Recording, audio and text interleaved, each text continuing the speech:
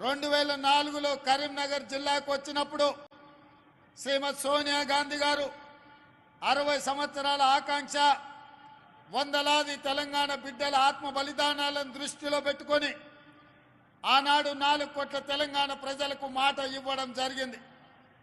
మీరేం ఆలోచన చేస్తున్నారో మీ ఆత్మాభిమానం కోరుకుంటున్న తెలంగాణ రాష్ట్రాన్ని ఇచ్చే బాధ్యత కాంగ్రెస్ పార్టీ తీసుకుంటుంది అని ఆనాడు శ్రీమతి సోనియా గాంధీ గారు తెలంగాణ ప్రజలకు మాట ఇవ్వడం జరిగింది.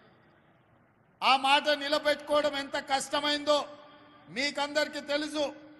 తెలంగాణ రాష్ట్రం ఇవ్వడంలో ఆంధ్రప్రదేశ్లో కాంగ్రెస్ పార్టీ మనుగడ కోల్పోయి కేంద్రంలో ప్రభుత్వాన్ని కోల్పోయి తెలంగాణ రాష్ట్రంలో ఎన్నో ఒడిదుడుకులు ఎదుర్కొన్నా మాట తప్పని మడమ తిప్పని నాయకురాలుగా మన నాయకురాలు సోనియమ్మ తెలంగాణ రాష్ట్రాన్ని ఇచ్చి ఇవాళ తెలంగాణ రాష్ట్రంలో ఎంతో మంది తల్లులు తమ బిడ్డలు తెలంగాణ కోసం ఆత్మ బలిదానం చేసుకుంటుంటే ఆ తల్లుల కడుపు కోత తెలిసి ఒక బిడ్డను కోల్పోతే తల్లికి ఎంత దుఃఖం ఉంటుందో సోనియమ్మకు తెలుసు.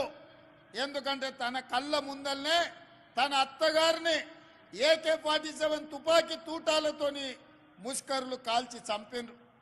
తన భర్తను తమిళనాడులో ప్రజల మేలు కోసం పర్యటనకు పోతే మానవ బాంబులై రాజీవ్ గాంధీ గారిని బలి తీసుకుంటే కళ్ళ ముందు భర్తను కోల్పోయిన దుఃఖంతో 2 చిన్న బిడ్డలను ఒళ్ళో పెట్టుకొని ఈ దేశానికి నాయకత్వం ఇవ్వాలి, ఈ దేశంలో ఎవరి కుటుంబం కూడా కుటుంబ సభ్యులను కోల్పోవద్దు, ఆ దుఃఖం ఎవరికి ఉండొద్దు అని ఆలోచన చేసింది మన నాయకురాలు సోనియమ్మ.